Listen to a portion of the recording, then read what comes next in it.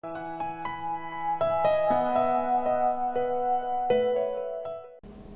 students, we will discuss today chapter number 6 accounting equation, and today we will do some new concepts that are very important for you to understand. So first concept is outstanding expenses. Outstanding expenses are those expenses which are not yet paid that belongs to this year. Suppose you can take example that a rent is payable and the rent of the full year is 1000 at the rate of 1000 per month. Rent is 12,000 per year and you have paid the rent 11,000. That means you haven't paid the rent of 1 month, and that 1 month rent will be outstanding expense. So we can say expenses incurred but not paid. Those expenses which are not yet paid, जिनको अभी हमने पे नहीं किया, वो expenses जो इस year से बिलोंग करते हैं, एक पर्टिकुलर अकाउंटिंग ईयर से बिलोंग करते हैं, बट अभी हमने उनको पे नहीं किया. Incurred but not paid during current accounting period. तो अगर हम एग्जाम्पल लें कि हम 1 अप्रैल 2019 से लेके 31 मार्च 2020 ईयर की बात कर रहे हैं. 1 अप्रैल 2019 से लेके 31 मार्च 2020 की बात कर रहे हैं. जैसे कि आपको पता ही है कि हमने अपनी बिजनेस लाइफ को पार्ट्स में डिवाइड किया होता है. पार्ट्स मीन्स कि हम ईयर्स में उसको डिवाइड कर देते हैं ताकि ईयर टू ईयर हमें सारी इंफॉर्मेशंस मिलती रहें. तो इंफॉर्मेशन जानने के लिए हम अपनी बिजनेस लाइफ को ईयर में बांट लेते हैं और ईयर टू ईयर हम फाइनेंशियल पोजीशन देखते हैं कि हमारी बिजनेस की फाइनेंशियल पोजीशन क्या है, हम कहाँ स्टैंड कर रहे हैं, कितने प्रॉफिट्स हो रहे हैं, जो कि थ्योरी कंसेप्ट्स में हमने ऑलरेडी क्लियर कर लिया है. तो इस ईयर की अगर मैं बात करूं कि हम हमारे बिजनेस लाइफ में 1 अप्रैल से 2019 से लेके 31 मार्च 2020 की बात कर रहे हैं कि इस अकाउंटिंग ईयर में हमारे पास अगर हम रेंट देखें तो पर मंथ के अकॉर्डिंग 1000 रेंट हर महीने हमारा पेएबल है. That means we have to pay 1000 rupees as rent. This is our expense जो हमें हर महीने पे करना होता है, 1000 rupees rent. And the total rent for the year was 12,000. If we talk about total rent, that means there are 12 months in a year, so the rent will be 12,000. But rent paid, actually we have paid rupees 11,000. That means we have paid less amount, and the less amount is 1,000.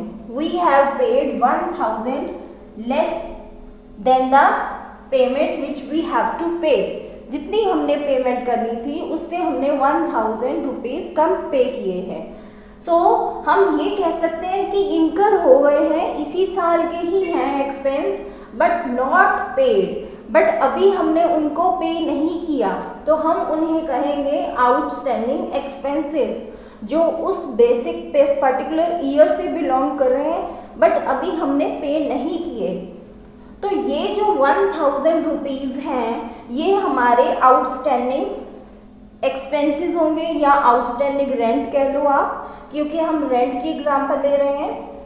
तो ये हमारा outstanding rent होगा जो अभी हमने पे नहीं किया बट इस ईयर को बिलोंग करता था. ये हमारा पर्टिकुलर एक ईयर है जो हमारा अकाउंटिंग ईयर है. हम ये कह सकते हैं कि ये हमारा ईयर है 2019-20 और इस पर्टिकुलर ईयर को हमारे ये रेंट बिलोंग करता था जिसमें से हमारी पेमेंट बनती थी 12,000 and we have to pay 12,000 but we have to pay 12,000 but we have paid actually 11,000 and 1,000 is yet not paid and those 1,000 will be outstanding expense and we can say outstanding rent. तो वो rent जो अभी हमने पे नहीं किया वो outstanding rent होगा और आउटस्टैंडिंग एक्सपेंस होगा। अब नेक्स्ट बात ये है कि अगर आउटस्टैंडिंग है हमारे पास कोई एक्सपेंस, कोई भी ऐसा खर्चा है जो आउटस्टैंडिंग है, अभी हमने पे नहीं किया और उसी साल को बिलोंग करता है, तो हम उसका अकाउंटिंग ट्रीटमेंट क्या करते हैं। तो अगर हम अकाउंटिंग इक्वेशन के अकॉर्डिंग देखें तो हम आउटस्टैंडिंग रेंट को दो साइड शो करेंगे। एक तो हम एक्सपेंस शो करेंगे कि हमारा एक्सपेंस है क्योंकि वो उसी साल को ही बिलोंग करता है, एक पर्टिकुलर ईयर को बिलोंग करता है। 12 महीने का रेंट पे करना था, दैट मीन्स कि ये जो 1000 पे नहीं किया वो भी 2019-20 को ही बिलोंग कर रहा है। दैट मीन्स कि अगर हम अकाउंटिंग इक्वेशन की बात करें तो वो कैपिटल में से लेस होगा क्योंकि हम कैपिटल में से एक्सपेंसेस लेस करते हैं। तो एक साइड में तो ये कैपिटल में से लेस होगा and on the other side we have not paid yet, अभी तक नहीं दिया, so it will be shown on the liabilities also. So in liabilities we will show outstanding rent. So it will be shown as an expense and will be deducted from capital and we will write capital minus old rent, outstanding rent 1000 and liability side we will write outstanding rent as 1000. So we will show a particular head under the liability and we will write outstanding rent. So this is outstanding expense and it is an example of outstanding rent.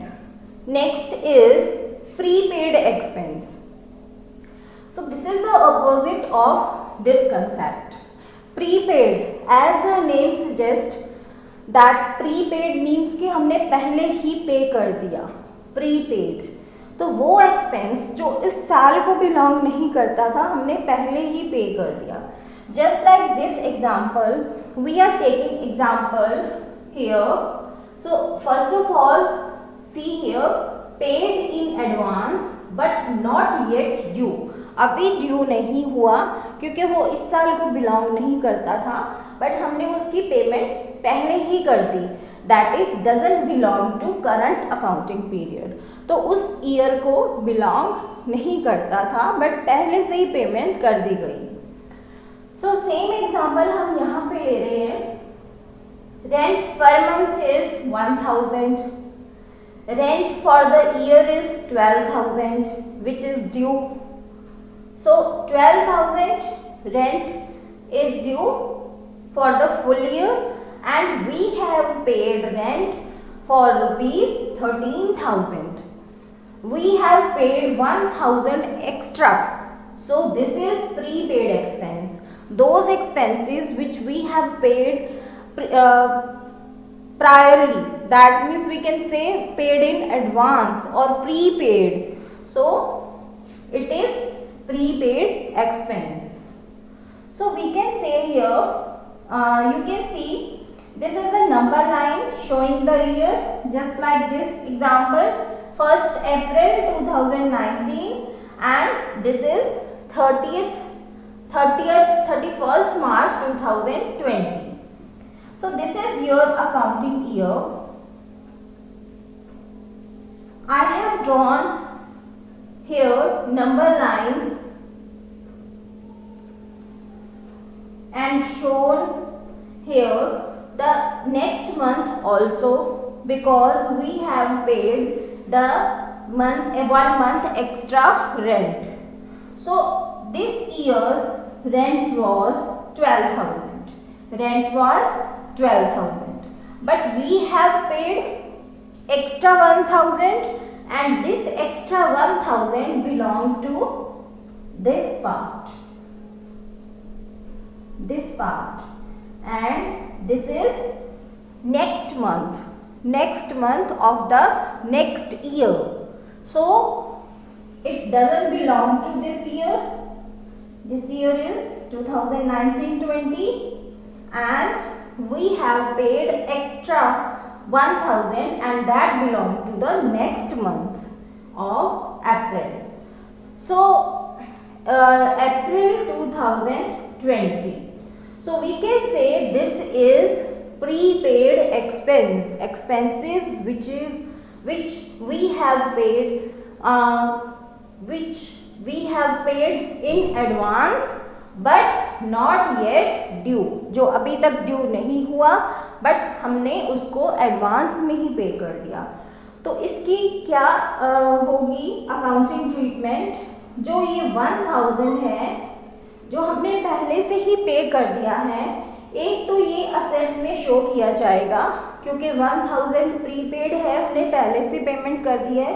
तो ये उस year की particular year कौन सा 2019 and 20 की balance sheet में ये assets में शो किया जाएगा। और अगर अकाउंटिंग इक्वेशन की बात करें तो हम अकाउंटिंग इक्वेशन जब लिख रहे हैं तो असेट्स हेड के अंदर इसे प्रीपेड एक्सपेंस लिखा जाएगा। And then next we have made payment 1000, हमने इसी साल के पैसों से ही पेमेंट की है तो हम इसे कैश में से डिडक्ट करेंगे ये लिख के कि ये प्रीपेड रेंट है। तो कैश में से पेमेंट कट हो जाएगी, रिड्यूस हो जाएगा, कैश डिक्रीज हो जाएगा एंड असेट्स में से हम उसे प्रीपेड एक्सपेंस हेड के अंडर लिखेंगे। So this is outstanding expense and prepaid expense. Outstanding expense and prepaid expense. Next concept we have accrued incomes. What is accrued income? First of all, make it understand. Earned but not received. Those incomes which are earned, that means we have given services for that but not received. जो अभी तक हमने receive नहीं की but उसके लिए हमने services provide कर दी हैं during current accounting period. Current accounting period में एक पर्टिकुलर टाइम पीरियड में जो इनकम्स हमने अर्न कर ली हैं उसके लिए सर्विसेज प्रोवाइड कर दी हैं बट अभी तक हमने वो रिसीव नहीं की, वो इसी साल को बिलोंग करती हैं बट पेमेंट अभी तक हमने रिसीव नहीं की और काम हम कर चुके हैं। सो accrued incomes we have earned but not received during current accounting period. Let's suppose rent here, but we are supposing that rent is an income here. In previously we have taken rent as an expense. Now we are taking rent as income.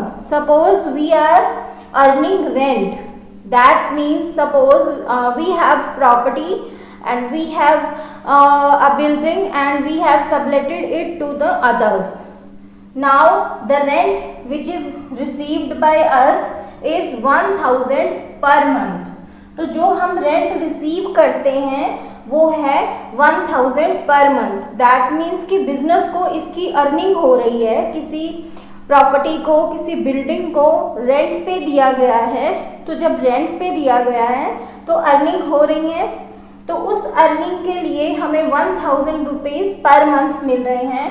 तो अगर हम total rent देखें तो हमारा 12000 calculate करके year का बनता है। बट रेंट रिसीव्ड, तो जो हमने रेंट रिसीव किया वो है 11000। दैट मीन्स कि हमने रेंट सबलेटिंग के लिए प्रॉपर्टी दे रखी है। जब हमने रेंट बनता है हमारा 1 जो ईयर है उसका 1 मंथ का 1000 रेंट बनता है, 1 ईयर का हमारा 12000 बनता है। बट अभी तक हमने रेंट जो रिसीव किया है वो 11000 रिसीव किया है, तो 1000 अभी हमने रिसीव नहीं किया जो बिलोंग इसी साल को करता है बट अभी तक हमने रिसीव नहीं किया। 1 अप्रैल 2019 की बात करते हैं और 31 मार्च 2020 ये हमारा ईयर है 1 ईयर। और अगर हम इसकी बात करें तो हमारा रेंट यहाँ बनता था 12000। जो हमने रिसीव करना था, बट अभी तक हमने 11,000 ही रिसीव किया है। दैट मीन्स कि हमने 1,000 अभी रिसीव नहीं किया, जो इसी साल की इनकम है। जो इसी साल की इनकम है तो हम उसे कहाँ शो करेंगे? First of all we will show it in assets. In assets we make a particular head that is accrued incomes. So this is our asset. That means this is the amount that belongs to this year. So this is asset. हमें अभी तक receive नहीं हुई और इसी साल को belong करती है। Next we have capital. Capital में हम इनकम को ऐड करते हैं, तो ये इनकम है इसी साल की है, चाहे अभी हमने रिसीव नहीं की है, तो हम 1,000 इनकम इस साल में कैपिटल में हम उसको शो करेंगे कि इसी साल की इनकम है, बट असेट्स में शो करेंगे कि अभी तक रिसीव नहीं हुई, तो 1,000 यहाँ शो करेंगे और 1,000 यहाँ कैपिटल में एज इनकम ऐड करेंगे। So this is accrued income. This is one concept. Then one more concept is unearned income. Unearned, that means कि हमने रिसीव कर ली है बट अभी अर्न नहीं की है।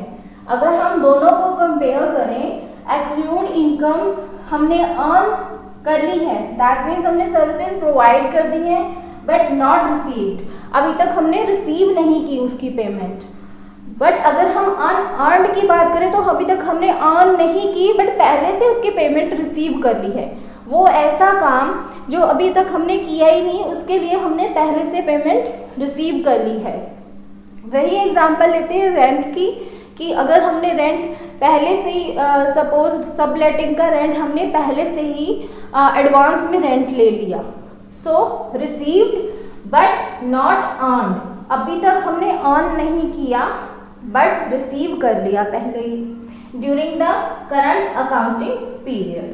तो करंट अकाउंटिंग पीरियड की ही बात करेंगे, तो हम एक पर्टिकुलर पीरियड की ही बात करते हैं जिसमें हम सब कैलकुलेट कर रहे हैं। Next we have rent per month. Just like this example, here rent is income and we are receiving rent per month at ₹1,000. Total rent will be 12,000 and rent received, actually we have received rent that is ₹13,000. We have received 13,000. The rent was actually which should have been received, that is 12,000, but now we are receiving 13,000. This is 1,000 extra rent we are receiving.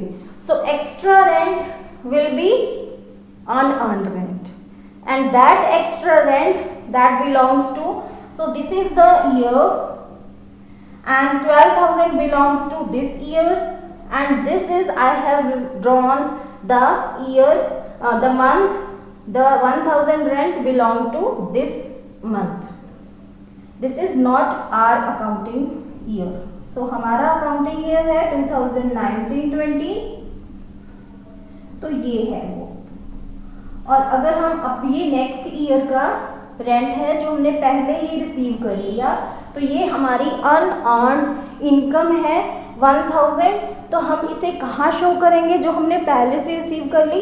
First of all हम इसे liabilities में लिखेंगे, क्योंकि अभी हमने इसको receive नहीं करना था, तो लायबिलिटीज़ में लिखेंगे unearned income head के अंदर, and next we will write it in cash because we have received cash.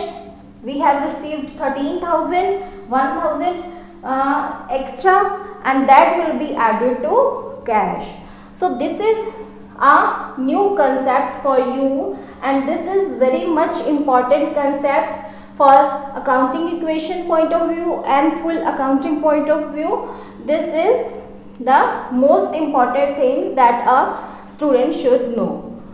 So in accounting equation, this is the accounting treatment I have told you. Now we will take a question. I am taking a question for better understanding of the concepts we have learned. First transaction is John started business with cash ₹40,000. So this is accounting equation of John, and these are the transactions we have given. So how we will do the question? First of all, you know now here assets are there equal to liabilities plus capital. This is accounting equation, and here we will write all the heads. So John started business with cash rupees 40,000. Now cash is there, cash is 40,000 and capital is 40,000 because cash is invested in the business. Cash is 40,000, capital is 40,000. Next transaction we have interest due but not received rupees 500. Interest due but not received rupees 500. So this is the interest due, that means but not received. So received, you can see received means this is income. Interest due है but not received, अभी तक receive नहीं हुआ. That means कि ये particular transaction इसी साल को बिलोंग करती है बट अभी तक वो रिसीव नहीं हुई. So interest due but not received rupees 500. और ये ट्रांजैक्शन इनकम हमारी इसी पर्टिकुलर ईयर को बिलोंग करती है बट अभी तक हमें रिसीव नहीं हुई और ये इस साल की इनकम है, इसलिए कैपिटल में ये ऐड होंगे 500 रुपीज एंड इनकम रिसीव नहीं हुई तो हम इसे असेट्स की साइड में एक्रूड इंटरेस्ट लिख के 500 डालेंगे. So this is accrued income. Here we will write new equation and the new equation is 40,000 plus 500 and capital is 40,500. So this is our new equation. Now third is the transaction is rent received in advance. हमने rent receive कर लिया advance में, income advance में receive कर ली ₹1000. That means कि वो income जो हमने पहले से ही रिसीव कर ली बट अभी तक वो इनकम इस साल की थी नहीं, वो अगले साल की थी बट हमने पहले से ही रिसीव कर ली. सो इन रेंट रिसीव्ड इन एडवांस में रिसीव कर ली तो हम ये लाइबिलिटी साइड अनअर्न्ड रेंट अभी तक हमने अर्न नहीं किया तो अनअर्न्ड रेंट या फिर हम इसे रेंट रिसीव्ड इन एडवांस भी लिख सकते हैं बट बेटर यही है कि आप अनअर्न्ड रेंट लिख दो. तो ये अनअर्न्ड रेंट जो है वो आपका 1000 रुपीज है and rent received in advance. जब आपने रिसीव कर लिया तो आपके पास कैश भी आ गया तो कैश इंक्रीज हो जाएगा 1000 का. So we have a new equation here 41,000 plus 500 equal to 1000 plus capital is 40,500. Now we have another transaction. This is insurance premium paid in advance. Paid, that means it is an expense. So insurance premium, this is the installment of insurance premium and paid in advance. We have paid the insurance premium in advance. Advance में अगर हम insurance premium पे कर रहे हैं तो इसका मतलब ये इस साल को बिलोंग नहीं करता, ये एक्सपेंस इस साल को बिलोंग नहीं करता बट हमने पे कर दिया.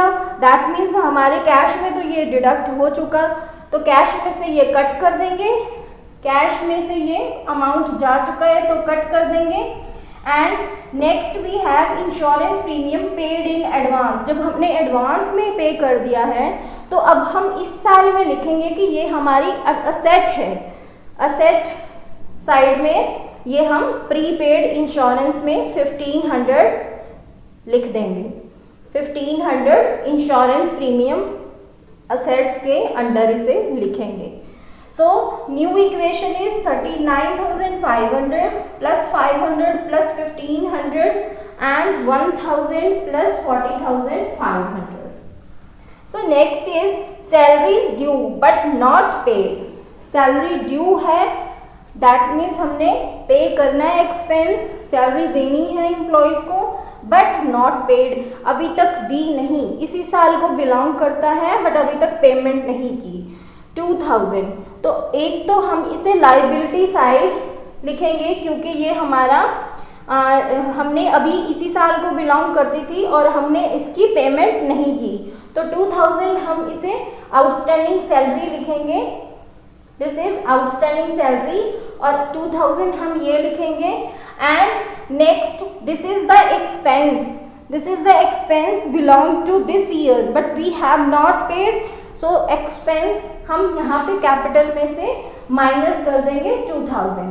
So we have final equation now 39,500 plus 500 plus 1500 equal to 1000 plus 2000 plus 38,500।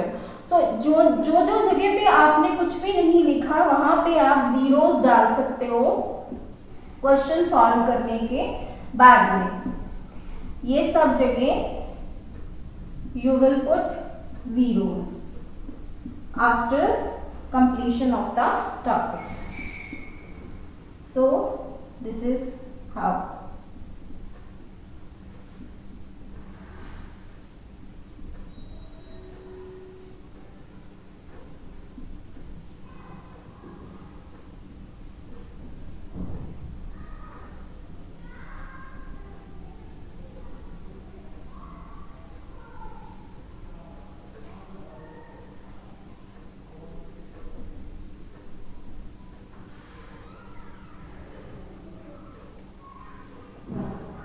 So this is how, सभी जगह हम जीरोस डाल देंगे जहां हमने कुछ भी नहीं लिखा क्वेश्चन के एंड में। And this is our final equation. Now we will draw balance sheet to check it whether it is correct or not. Now we will draw balance sheet. Balance sheet as at 31st March. Here we will write the year. So this is our liability side amount and this is asset side amount. This is the pattern format of balance sheet. Here we will write cash. Cash was 39,500. Accrued interest, this is 500. Prepaid insurance 1500 and unearned rent 1000, outstanding salary 2000, capital 38,500. So here we will total the asset side and the liability side. So this is the balance sheet and this is showing the position of the accounts. We have different type of accounts here, cash, we have accrued interest, prepaid insurance.